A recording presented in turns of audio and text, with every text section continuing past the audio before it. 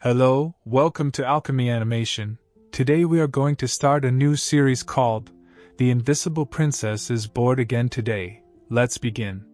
It was a story of a girl who was a daughter of Emperor, but he abandoned her due to her low-class mother. She lived in the slums with beggars and prostitutes, but due to her courage and hard work, she became the best swordsman in the country.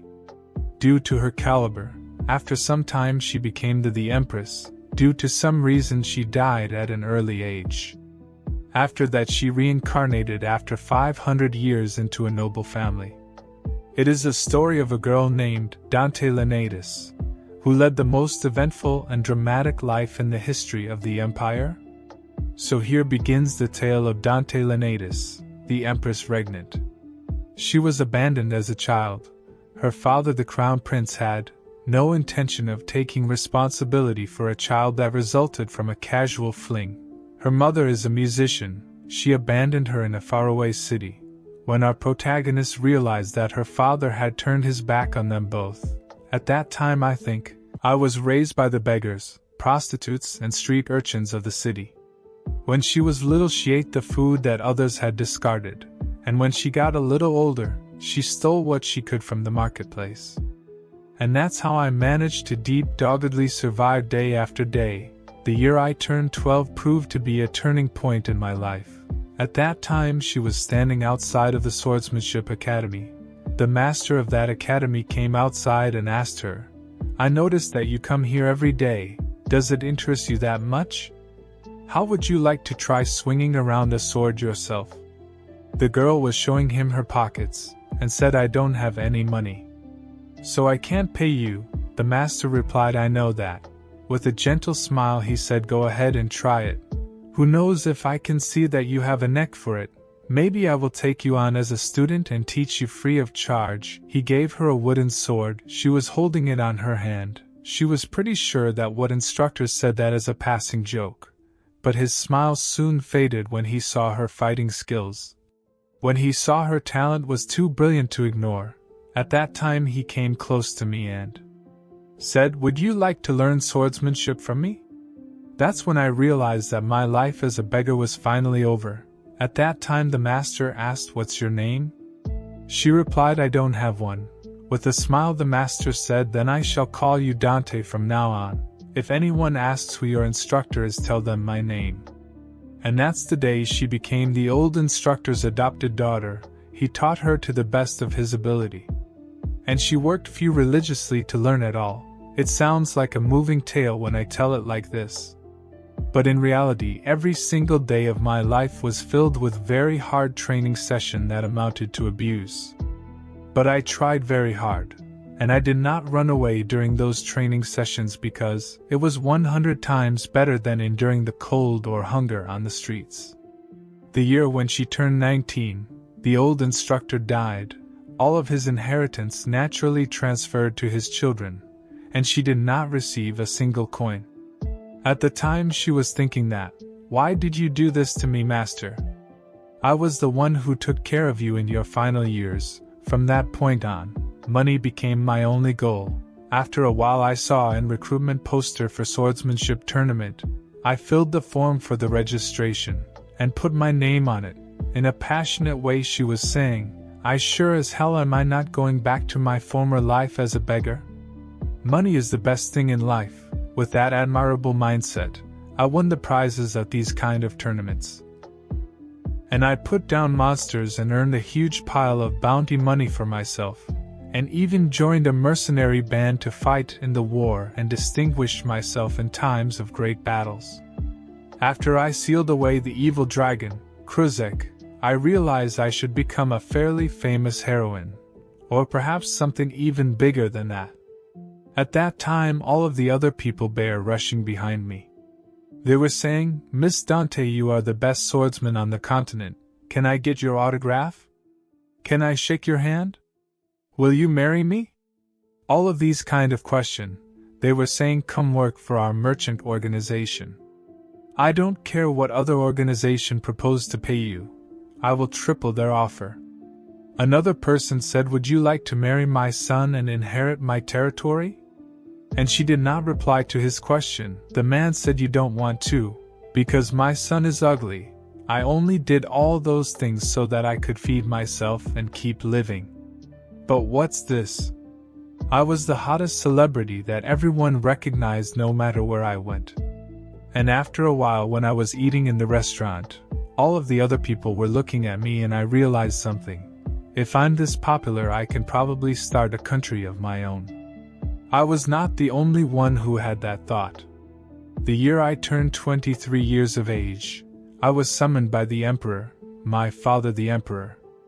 At that time the emperor said, "My daughter, I give you permission to take the imperial name of Reunited as your own. Come join the imperial family." She realized that crest she was wearing was from the imperial family, and the other people recognized it. And the secrets of my origins were thus revealed. In an angry way, she was thinking that I should have tossed that thing out a long time ago. The girl asked, "What's in it for me?" The emperor was shocked. He said, "What did you say?" Her father, who irresponsibly had about 15 or so children, they were definitely quantity over quality. However, they were getting to be a headache for the emperor. The girl said, "Do you even know how many people want me?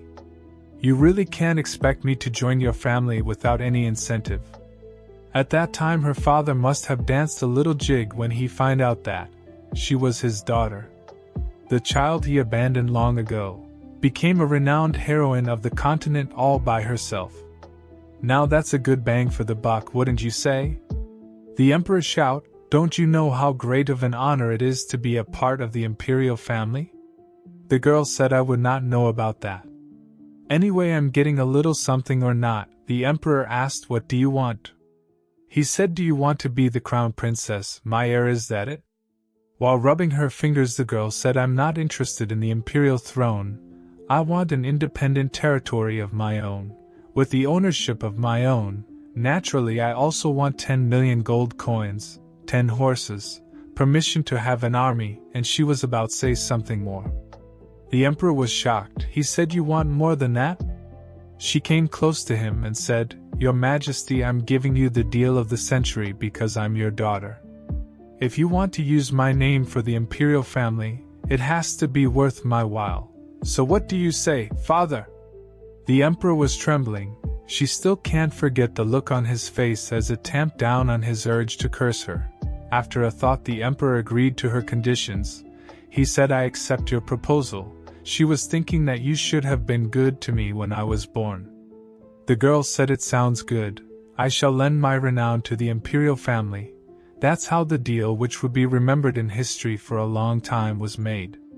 Of course, the historical records was little bit changed so that the Reunited family could save face. But it would not have mattered even if my father had turned me down. I had nothing to lose. However, my father had been falling in popularity with his subjects, and she was someone he could not afford to let go. Because she is the best swordsman on the continent, who is at the peak of her fame, turned out to be a member of the Reunited family. He probably could not bear to pass up the chance to have such a dramatic story be a part of his legacy. Normally she was going to live out the rest of her life without worrying about the next meal and outfit.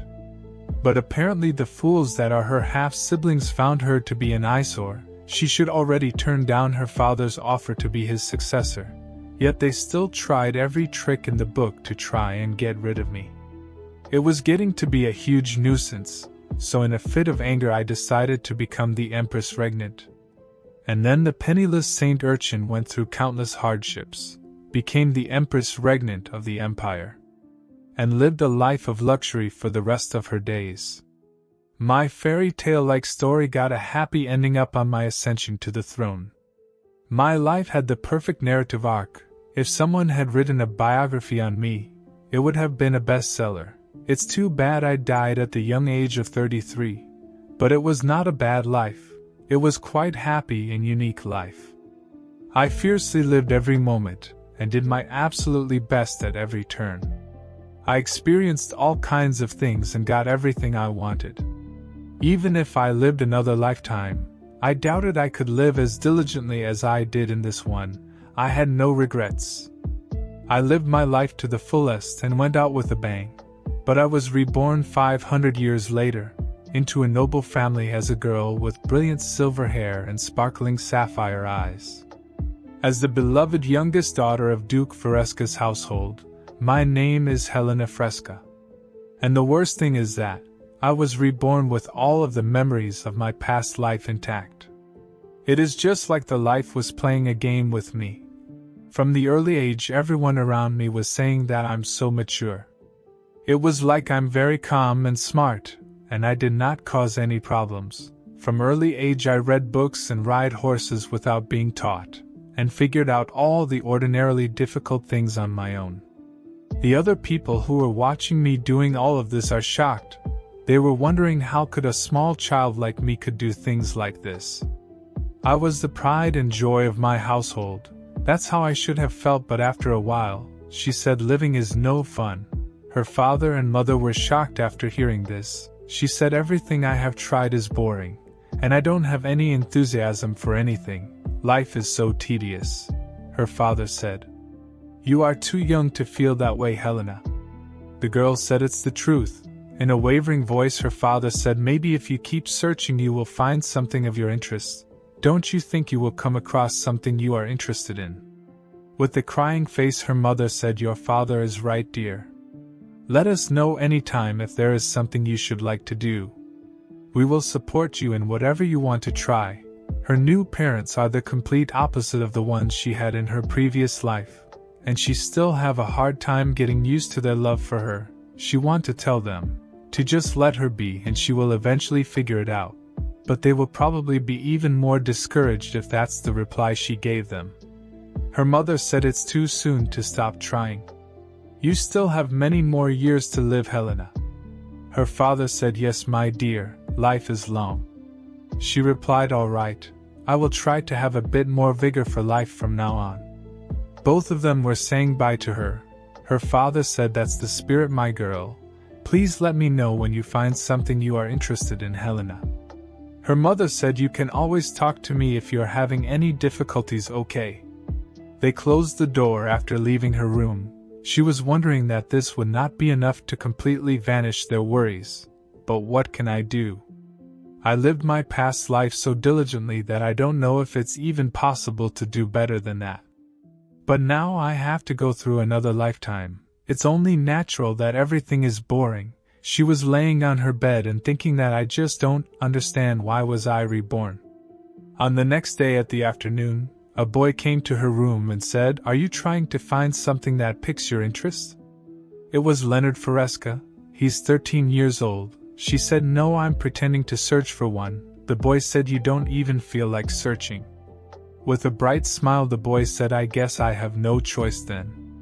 I will take care of you until you're old and gray, Helena."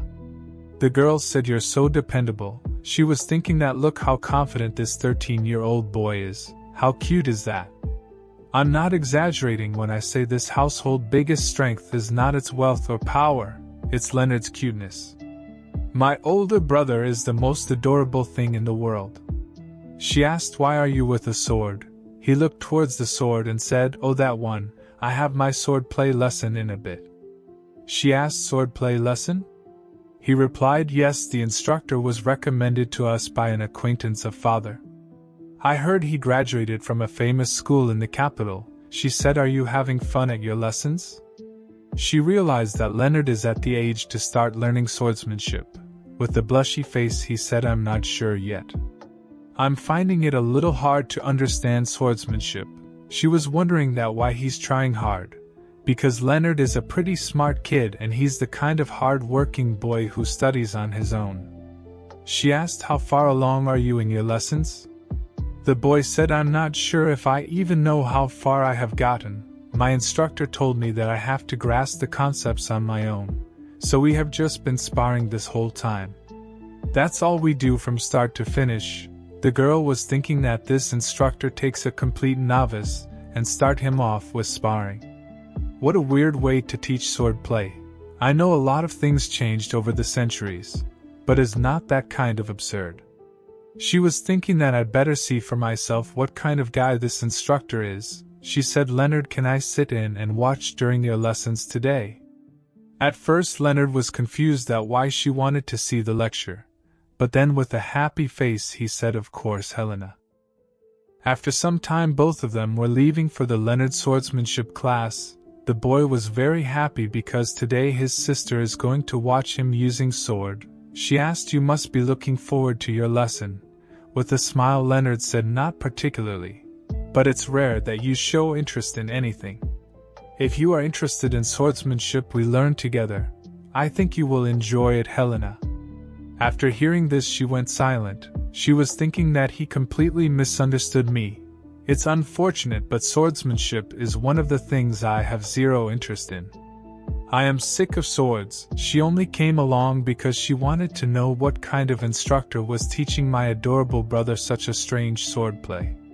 Someone opened the door, and it was his sword's master. He said, "I see you have a darling lady in your company today." Leonard greeted him by saying, "Good afternoon, sir." Helena was looking at him very seriously. She was thinking that you better not be a con artist, mister. Because if you are, I will teach you a lesson you will never forget for daring to dupe in my brother. The master introduced himself by saying, "I am Peter, the sword play instructor." Leonard said, "This is my little sister Helena. She wanted to watch the lesson today." She was patiently standing and thinking that I can't stand away. The instructor was looking at her in a very passionate way. He said, "Is that so?" She was thinking that I don't care whether he's a swindler or not. I already want to punch him in the face. She introduced herself by saying, "My name is Helena Feresca. Thank you for allowing me to sit in on the lesson." The instructor said, "You are certainly free to watch. But if you are interested in swordplay, I should like to discourage you from pursuing it." The girl said, "Pardon me?" She was thinking that what is this he wanted to say. The instructor said, "Swords are very dangerous, Lady Helena. You may think I'm cruel for saying this, but women and swords don't go together." After hearing this the girl said, "You are not saying Empress Regnant Dante Renatus was a man, are you?" He laughed and said, "Oh, Lady Helena, she was a special case. She might as well have been a mutant. And do you really think she achieved all those things? I'm sure many of her accomplishments were greatly exaggerated. We all know people embellish her story to eulogize her achievement." In a scary way she was looking at him and thinking that, "Wow, look at this freaking guy. How dare this piece of turd coal my hardships, a bunch of lies. I don't want to get offended by some dumbness born 500s after me. But he sure is not making it easy." The instructor was cleaning his sword while saying, "Please don't get too invested, my lady. Thoughts are for man after all." She was very angry after hearing this. She was thinking that what's the best way to punch this bastard, so that I will feel better. However, Leonard was listening all of this, and then he shouted, "What Helena chooses to take interest in is none of your business, sir." The instructor looked toward him and said, "Pardon." In a proud way she was looking at her brother, and thinking that, "Thank you, my adorable brother. You truly are the best asset of this household. You are so cute, I'm so proud of you." The instructor laughed and said, "Are not you full of confidence today, Lord Leonard? It looks like the strength you never had before is suddenly surging through you because your sister is here today." He pointed his sword towards him and said, "If you want to contradict me, then you will have to defeat me first. See if you can do it even once." After this the boy went silent and the instructor said, "I think that's enough chit-chat. Shall we begin the lesson? We have a long way to go, so we can't be playing around like this." Helena was thinking that, "Are you kidding me? Is that really something an instructor should say to a newbie who started taking lesson just a month ago? And it's not just anyone we are talking about, it's my adorable brother. Did he just embarrass Leonard? The person who is going to take care of me until I'm old and gray." In a scary way she was thinking that it's unforgivable. Both of them started to spar with each other. Helena was looking at them and thinking that, "He said those things to my brother, so how shall I punish this bastard?" However, Leonard's self-esteem was already shot down before the sparring session began, so when he clashed with him, He was not able to handle his sword, and the whole match was just a series of one-sided wins by the instructor. Leonard fall on the ground. The instructor said, "Stand on your feet, Lord Leonard." The instructor was laughing and saying, "Did you fall just because you got your steps tangled up? Lady Helena is watching, you know." Leonard was not feeling good because this is the first time Helena came to watch him. And he was not able to even stand in front of her. On the other side, Helena was looking at him very scarily. She was thinking that this instructor has Leonard in the palm of his hand and is enjoying humiliating him. And if you don't look too closely, he may appear to be a superb instructor, passionately teaching his student, but he can't fool me. The instructor was still saying, "Come on, put your back into it and spar with me." After a while, the instructor said, "All right, let's take a break before we go on. I'm sure you are more tired than I am, my lord." He was just acting like he's not tired. Helena was thinking that this jerk has lousy swordsmanship. I can tell he got lessons from one person or another in the past, but his repertoire is packed with old stances and techniques that he inserted as he pleased. This sword play is full of weak spots. In a low voice she was saying, if he were on the battlefield, he's the kind of guy who should swing his sword wildly around with his sword by himself and get killed. If he actually was a skilled swordsman, I was going to take him someplace quiet and thrash him. But maybe there is no need for that with a guy like this. Helena was waving her hand towards Leonard, so that he can come towards her. He noticed it and came towards her. She was tapping his shoulder and asked Leonard, "You trust me, right?" With a smile, he said, "Of course." She was thinking, "That's my adorable brother for you. He has not even heard what I'm about to say." In a low voice she said, "Okay, listen up. On your next match, keep a close eye on that bastard. I mean on your instructor's feet." Leonard looked towards his feet. She said, "There will be a moment during the duel where he steps a little too far out with his left foot. That's the moment you aim for a certain spot." She pointed at his body and said, "That's the moment you aim for this spot right here and drive your sword home." At first Leonard was confused about what his sister was saying. Helena asked, "Can you do it?" After looking at her, he said, "Okay. I trust you, Helena. I will do as you say." The instructor said, "Are you two done talking about break? Time has come to an end, let's start again." Leonard came forward. Both are at their position for sparring. Then the instructor said, "Oh, that's quite fearsome look on your face. Did your little sister give you a few words of encouragement? I sure hope it was some effect." She was looking at both of them and thinking that, believe me, instructor, it will have quite the effect. They started to clash with each other. However, as usual, Leonard was not able to handle the impact coming from the clash. The instructor was laughing and thinking that, look at these kids carelessly trying to challenge me. You tots have no idea how scary adults can be. I will beat your spirit out of you during this match. Leonard was thinking that the instructor is swinging his sword even more ruthlessly than before. If this keeps up, I don't know if I will even get the chance to look at his feet. But then suddenly Leonard noticed his feet, that they are far too wide open. Helena was also watching that, and in her mind she was thinking that there it is, he is on a rampage, making his weakness even more visible. Leonard will have several chances to get this right. The instructor said, "Try until you succeed, Lord." And then suddenly Leonard moved his body towards him and hit him on his waist. Helena was happy, and she was thinking that he got it on the first try. The instructor was shouting because of the pain caused by the swing. Leonard said, "I did it." Helena was looking at them and thinking that he can accomplish what I taught him on his very first try. What's this? I feel great. I wonder if this is how my old instructor felt when he taught me. In a happy mood she said, "Congratulations, Lord, you won." Leonard looked towards her and said, "Helena, you look happy." In an angry way the instructor was shouting, "Don't be ridiculous. That was cheating. This match is null and void. I cannot allow any deceitful maneuvers." Helena came towards him and said, "I don't know swordplay and my brother is a beginner. We don't know any tricks." So we could not resort to any even if we wanted to. So just acknowledge your loss. The instructor was shouting, I want you to stay out of it, Lady Helena. Don't you dare stick your nose into a man's business. Helena was thinking that this bastard is beyond saving, isn't he? She asked Leonard to give her his sword. She was pointing at the instructor and said, come at me, let's start. The instructor said, what are you saying? She replied, I'm going to show you why you lost to my brother, come at me. He was laughing and saying, don't blame me if you get hurt, my lady. She was thinking that how unsightly he's so excited at the mere prospect of winning against a 10-year-old.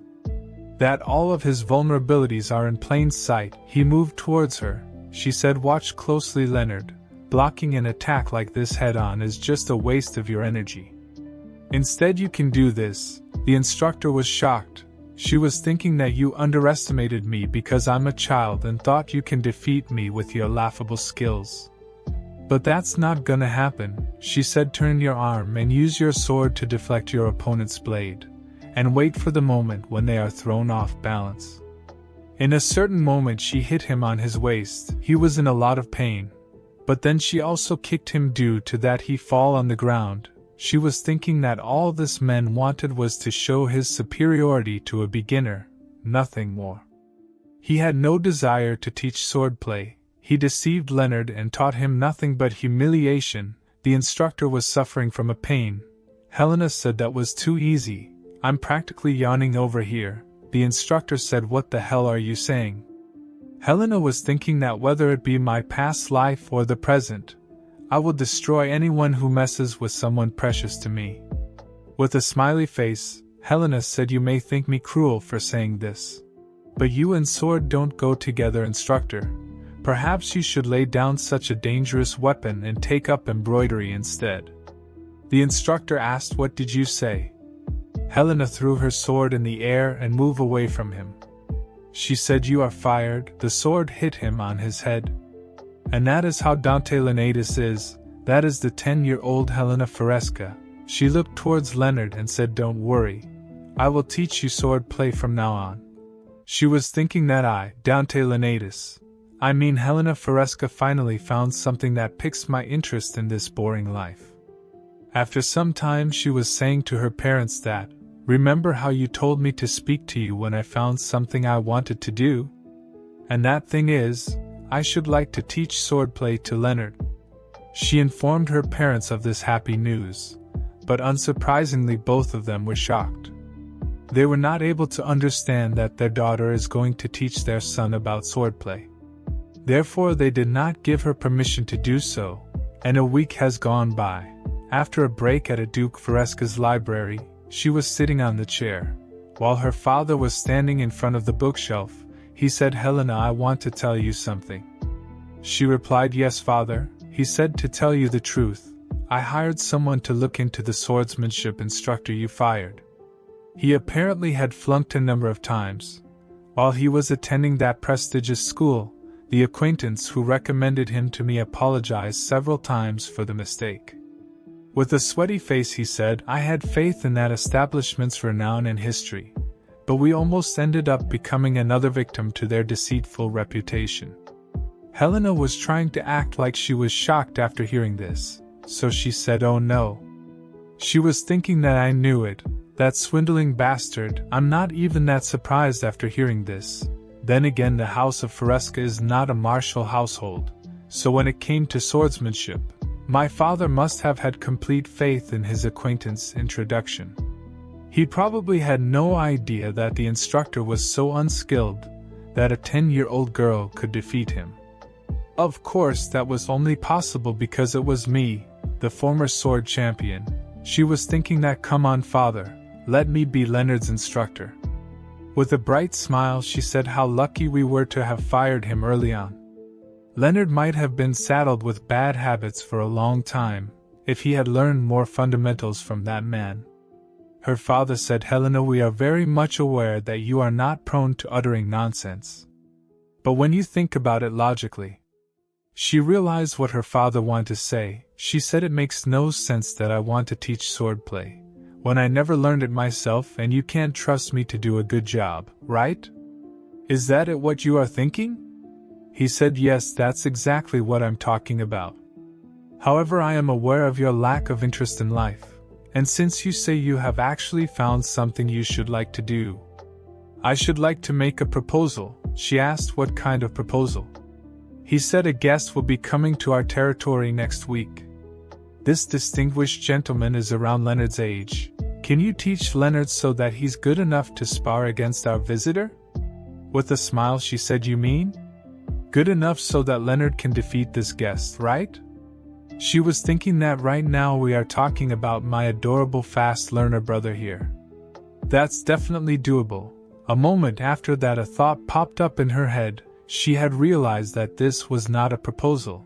It was more of a challenge. Her father said Prince Caesar will be staying with us in our state this summer. So I should like you to demonstrate the skills you possess, Helena. She went quiet and said I have to train Leonard so that he can win against the prince. And then after some days the prince came to their mansion. Everyone was greeting them. The Duke family welcomed him warm-heartedly. Helena was thinking that this is the most absurd thing that's happened in my second life. Earlier when she was with her father in the library, her father said it goes without saying that he's had lessons in the imperial city on imperial statecraft, as well as swordplay.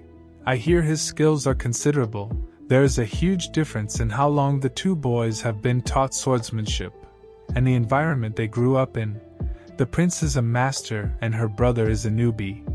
She was thinking that her father had too much faith in her. Or does he want me to fail right away so that I will give up quickly without a grudge?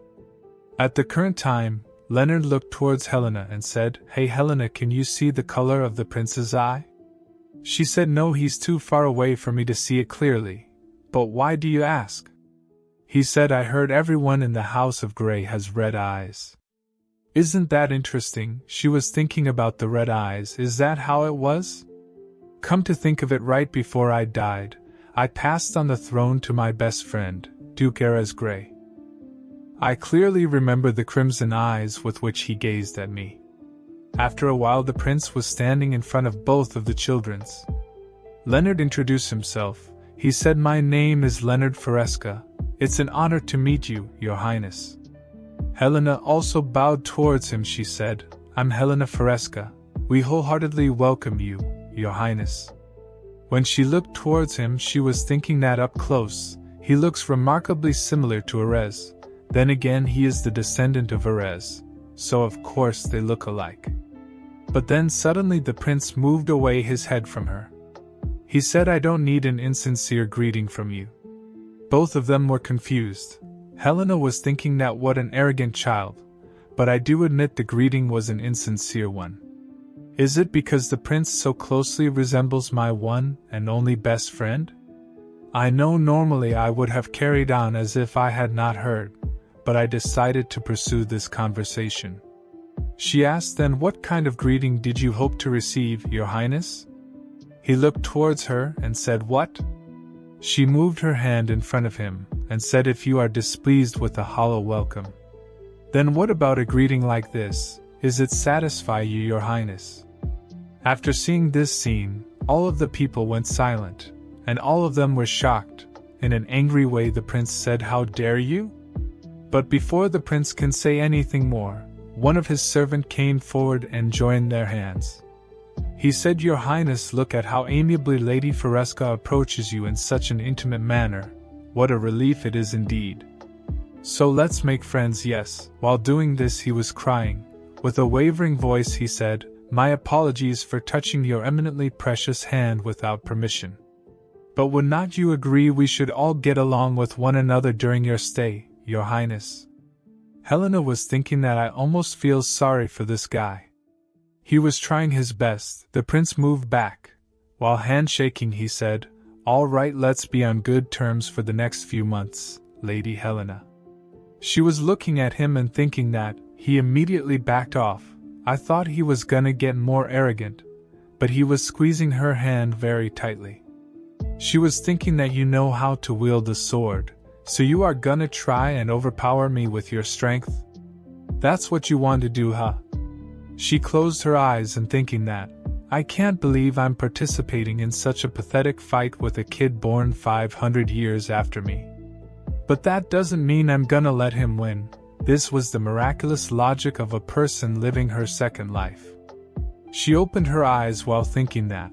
Watch closely, young grasshopper. If you want to stun the person whose hand you are shaking, you can't just clutch their hand with all the power you can muster, and hope that will get the job done. The important thing is, where is your grip? And the placement of the joints. She used that perfect combination against him. He screamed for a moment, and moved back his hand. Because of the pain causing from that grip, his servant asked, "What's wrong, Your Highness?" The prince said nothing because it would be embarrassed for him. The servant said, "Pardon, but you just screamed." He shouted, "Be quiet, it's nothing, so let's go." The servant said, "My goodness, yes, Your Highness." She was thinking that, well done, descendant of Ares, you did not tattle on me. Even if I had not agreed to my father's proposal, I think I still would have wanted to crush this boy. In a scary way, she was saying that I look forward to the time we will be spending together, Your Highness. She was thinking that I will annihilate you if you get smart with me one more time. Got that? The prince was also giving a scary look. He was saying, I also look forward to it. I'm certain it will be a great deal of fun. He was thinking that you just watch. I will get my revenge very soon. Everyone around them can see their rivalry. Helena was truly looking forward to this summer. That's all for today's video. If you want to know what happened next, then like and subscribe. Alchemy Animation YouTube channel.